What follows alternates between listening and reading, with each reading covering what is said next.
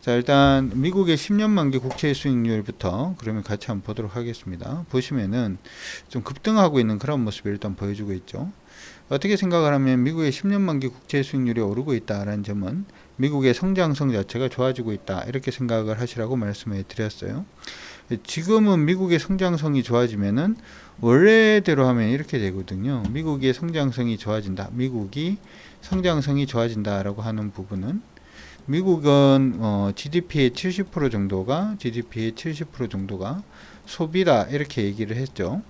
그러면 70% 부분이 소비가 좋아진다라는 얘기가 되는 거니까 어디선가 물건을 사와야 되겠죠. 그게 이제 보통 보면은 이번직 마켓이 됐던, 아니면 선진 구간에서도 수출 주도 국가들, 소위 독일이라든지 일본이라든지 우리나라 같은 이러한 국가들은 보통, 우리나라는 이제 GDP에서 수출이 차지하고 있는 부분이 한 70% 정도 되죠. 그러니까 우리나라에서 수출하는 부분이 어떻게 돼?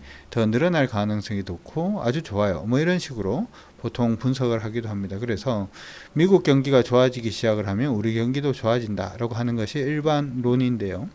지금은 조금 다른 게, 미국이 지금 하려고 하는 부분이, 미국은 코로나 때문에 만약 돈을 굉장히 많이 풀었죠. 돈을 굉장히 많이 풀었고, 돈을 많이 풀었어요. 이걸 줄이려고 하는데, 줄이려고 하면은 그냥 줄이면은 미국 경기가 좀 애매해질 수가 있죠.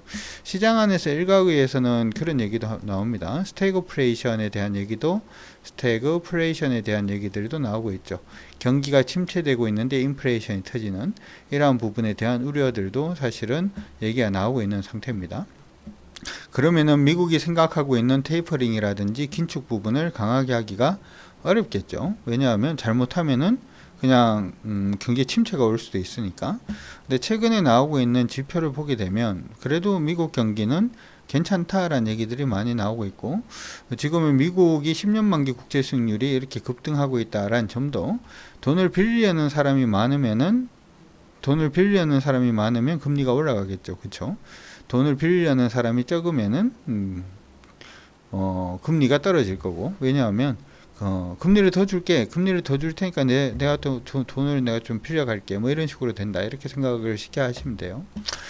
자, 그래서 이렇게 되면은 미국 경기가 괜찮다라는 얘기가 되고, 미국 경기가 괜찮다라는 얘기가 되면 소위 말해서 테이퍼링에서 금리 인상으로 이어지는 이 긴축의 속도 자체가 좀 빨라질 가능성이 높다라는 쪽으로 시장은 인식을 할 수가 있어요. 그러면은 보통은 이제 테이퍼링이라든지 금리 긴축 부분에 대한 얘기가 나오면은 테이퍼링이 빨라진다라는 얘기 자체는, 테이퍼링이 빨라진다는 얘기는 시기가 빨라진다라는 뜻은 아니고요.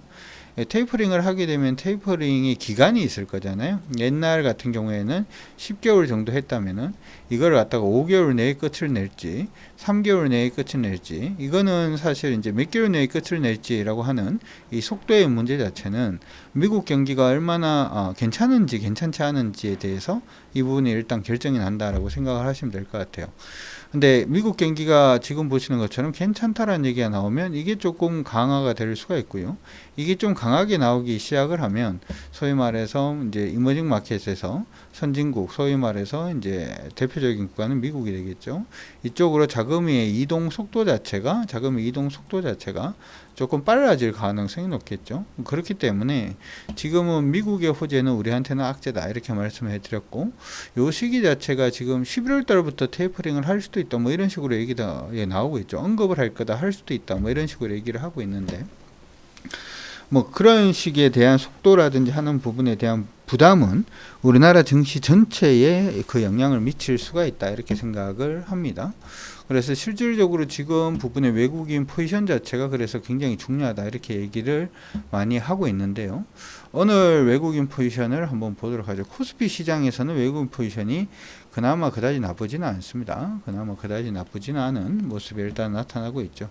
지수 부분을 보도록 하죠. 지수는 지금 오르다가 빠지고 있는 모습이 나타나고 있는데, 빠지고 지금 약간 좀 멈춰 있는 모습이죠.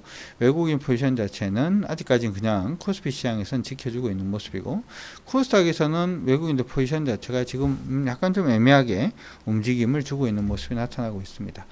지금 제가 우리가 현금을 좀 만드는 게 중요할 것 같다라고 하는 거는 일단 앞서서 말씀드렸던 그러한 시각 때문에 만들어 드린 거고, 만약에 이 부분이 현실화되는 그러한 현상들이 일어나면 진짜 본격적으로 주식보다는 현금 비중을 한번 높일 그러한 시기로 생각을 하고 있으니까, 여러분들도 그 부분 참고를 하셔가지고 시장의 대응을 한번 해주시면 어떨까 그렇게 생각이 드니까 참고해 두시기 바랍니다.